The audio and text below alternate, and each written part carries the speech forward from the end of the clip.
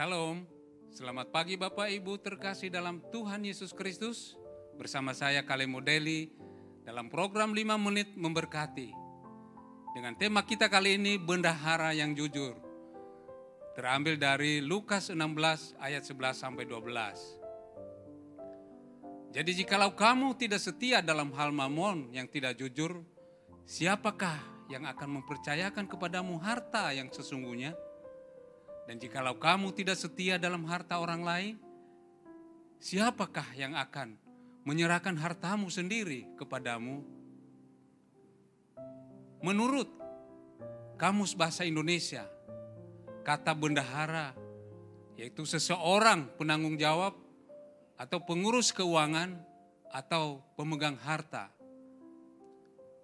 Kata jujur yakni seorang yang lurus hati, tidak berbohong, tidak curang, dan tulus serta ikhlas. Jadi bendahara yang jujur adalah seseorang penanggung jawab atau pengurus keuangan atau pemegang harta orang lain. Dengan hati yang tulus, tidak berbohong, tidak curang, dan tulus serta ikhlas hatinya.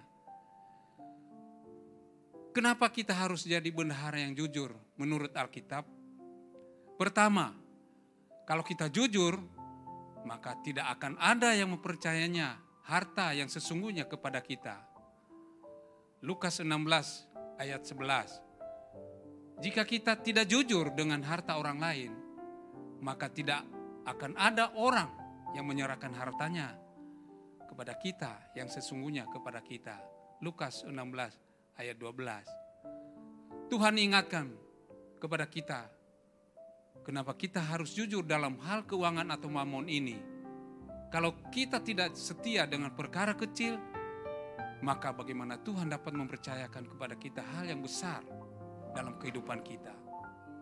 Dan kalau kita tidak jujur dalam hal keuangan atau mamon, maka kita sedang memiliki dua tuan, yakni mamon dan Allah. Dan hal itu tidak bisa kita lakukan sebagai seorang hamba daripada Tuhan yang hidup. Demikianlah renungan pada pagi hari ini. Semoga jadi berkat bagi kita semua. Tuhan Yesus memberkati.